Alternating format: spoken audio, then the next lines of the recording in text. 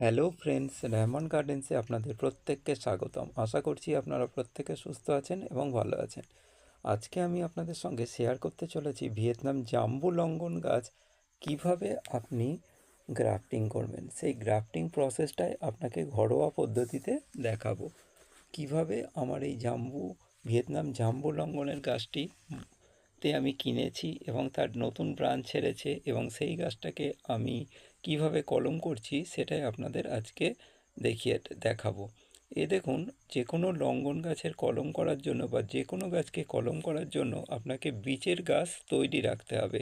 আমি যেহেতু ভিয়েতনাম জাম্বু লঙ্ঘন গাছকে গ্রাফটিং করব, সেই জন্য আমি বীজের চারা গাছ রেডি করে রেখেছি। লঙ্ঘন গাছ আর আমাদের যে দেশীয় আঁশফল গাছ সেটা একই।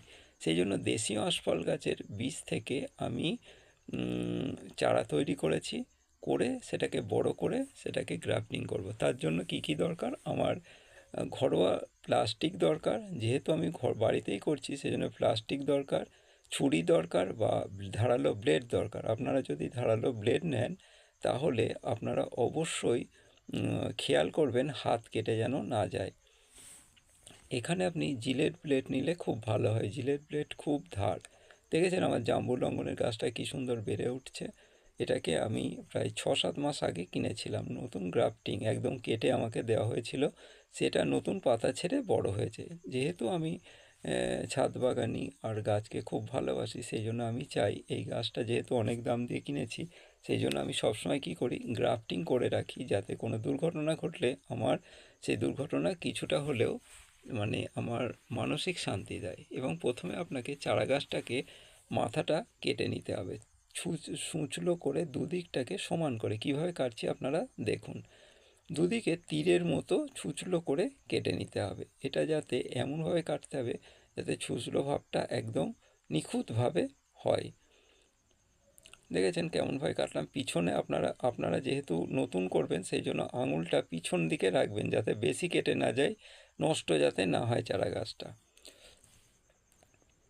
এবার আপনি আসল যে আপনার যে এই গাছটাতে মাদার গাছটাকে কলম করবেন সেটাকে 50-50 কেটে নেবেন। দেখেছেন আমি ব্লেড দিয়ে কাটার সময় পিছনের দিকে আঙুল দিয়ে রেখে দিয়েছি, না হলে হঠাৎ করে ফাঁদ ফসকে চলে যাবে, আপনার মাদার গাছের মাথাটা কেটে বাদ হয়ে যাবে। আপনার ইচ্ছাটা পুরোপুরি নষ্ট হয়ে যাবে আর গাছটারও ক্ষতি হয়ে যাবে, এতে গাছটা মারা যাওয়ারও সম্ভাবনা থাকতে পারে। দেখেছেন আমি আস্তে আস্তে খুব ধীরে ধীরে এটাকে সরাবেন। কারণ কি বলুন তো, যদি আপনি তাড়াহুড়ো করেন তাহলে গাছটার মাথাটা একেবারে কেটে বাতিল হয়ে যাবে। 50-50 কাটার পর আপনি যে বীজের চারা গাছটার মাথাটা তীরের মতো কেটেছেন সেটাকে এই মাঝখান বরাবর আপনাকে প্রবেশ করাতে হবে। খুব সুন্দরভাবে এটাকে প্রবেশ করাতে হবে যাতে সেটিং হয়ে থাকে। কারণ এটা প্রায় 1 মাসেরও বেশি, প্রায় 40 দিন এরকমভাবে আপনি রেখে দেবেন। রেখে দেওয়ার পর তবেই কিন্তু জোরটা লাগবে। দেখছেন আমি কিভাবে গাছটাকে আমি জোর লাগানোর চেষ্টা করছি 50-50 করে। এবার এটা এর মধ্যে দিয়ে দেওয়ার পর আপনাকে এমনভাবে ধরতে হবে যাতে প্লাস্টিক পেঁচাতে কোনো রকম অসুবিধা না হয়। এটাকে এমনভাবে ধরবেন যাতে খুব সহজেই প্লাস্টিক দিয়ে আপনি বাঁধতে পারেন। এটাকে এমনভাবে চেপে ধরে বাঁধতে হবে যাতে হাওয়া প্রবেশ করতে না পারে। যদি হাওয়া প্রবেশ করে যায় তাহলে কিন্তু এখানে কোনোভাবেই জোড়া লাগবে না।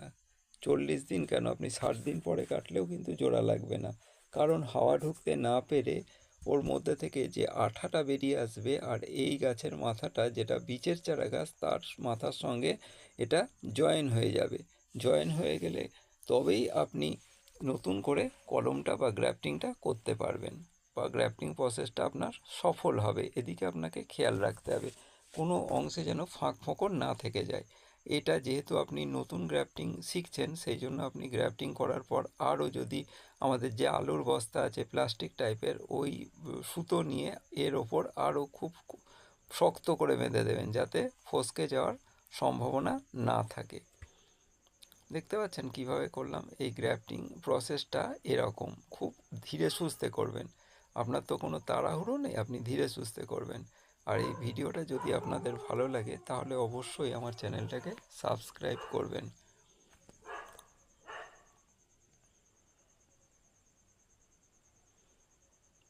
এবার দেখছেন আমি সুতো দিয়ে বেঁধে দিচ্ছি, কারণ এতে নষ্ট হবার সম্ভাবনা থাকে না। আমি যেই গ্রাফটিংগুলো করি এই সুতো দিয়েই বেঁধে দিই।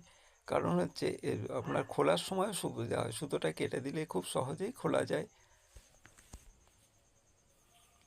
আপনারাও চাইলে বাড়িতে এইভাবে, আমি এটা ভিয়েতনাম জাম্বু গাছ দেখালাম, আপনারা ফোর সিজন, আপনার কাছে যে গাছের মাদার গাছ আছে ওই মাদার গাছটাকে রেখে আপনি পাশে বীজের চারা তৈরি করতে শুরু করুন। এই গাছ কিন্তু, এই আঁশফল গাছ খুব তাড়াতাড়ি বেড়ে ওঠে।